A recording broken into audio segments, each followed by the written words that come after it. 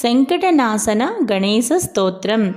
नारद उवाच प्रणम्य शिरसा देवं गौरीपुत्रं विनायकं भक्तावासं स्मरेन् नित्यम् आयुः कामार्थसिद्धये।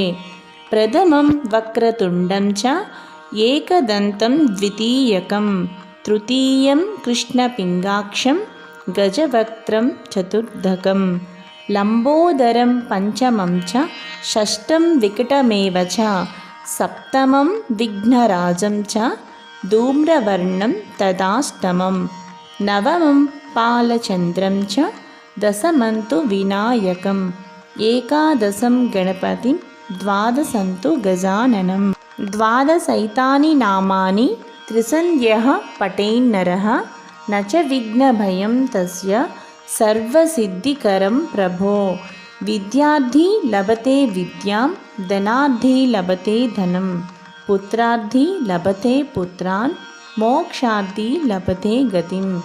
जपेत् गणपतिं स्तोत्रं षड्भिर्मासैः फलं लभेत् संवत्सरेण सिद्धिं च लभते नात्र संशयः। अष्टोभ्य ब्राह्मणेभ्यश्च लिखित्वा यः समर्पयेत् तस्य विद्या भवेत् सर्वा गणेशस्य प्रसादतः। इति श्री नारदपुराणे संकटनाशन गणेशस्तोत्रं सम्पूर्णम्।